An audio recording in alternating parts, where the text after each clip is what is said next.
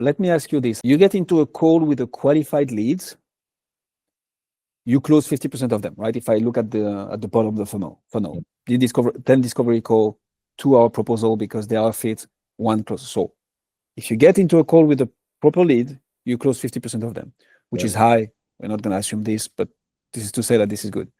And on average, it's $3,900 to $6,900 a month. Much you charge? Correct. How long do they typically stay with you? Typically, I would say it's because I do it like 3-6 months. Some stay longer than that, but I actually like the 6 month. It ranges right around that 6 month period. So curveball for you. Why are you not interviewing CEOs and CEOs of franchise or franchisors between the $1 and $25 million mark per year on your podcast each and every week? You get into a conversation with them and you talk to them about the business of owning a franchise, and you ask them some specific finance question. Hey, by the way, how do you solve that? How do you manage it? Oh, you don't? Okay, cool. Like other people I've interviewed for the podcast, and people listening to us right now, this is what you might want to do. You build authority and you solve their problem live in the interview. How much reach are you getting from your podcast right now? Downloads, views, impressions, the whole shebang. So we only have like 20 something subscribers. I'm getting outside of the tails of those that got good viewership, probably like 60 views each. So it's not a lot. Does that convert into people going to your website? So you wouldn't know now, but booking a call directly with you, downloading a lead magnet maybe in the future. Does that translate into this? So surprisingly, I don't know. What I would say is it's creating enough chatter and buzz that people are saying they see it and they land in front of me, which has led to some recent clients. But could I reverse engineer and said they came directly from, I don't know.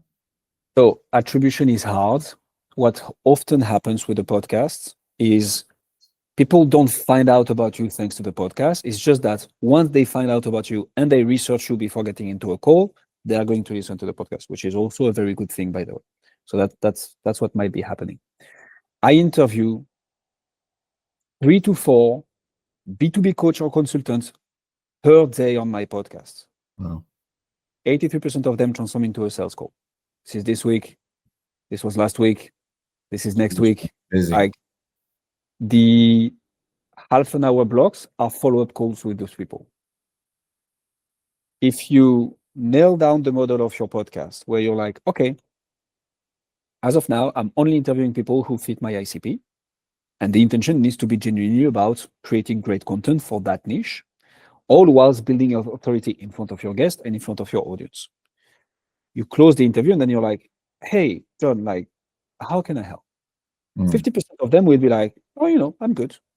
Then you can maybe follow up on like, hey, during the episode, you mentioned this and this about, the finance function that you have right now. Have you thought about this? Or like, what did you mean with that? And they're going to tell you their problem.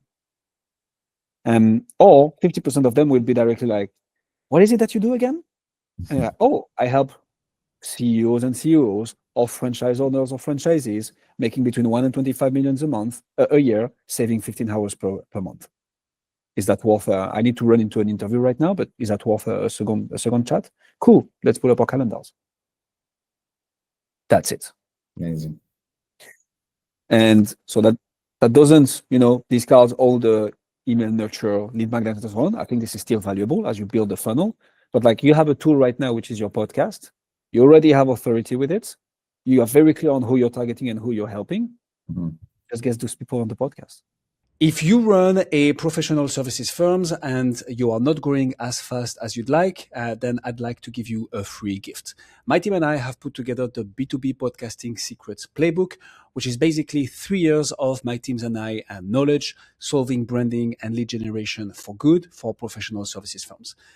So if this is you, then your business growth is directly linked to the number and the quality of the relationships that you're able to build with actual decision makers, also whilst building reputation and brand.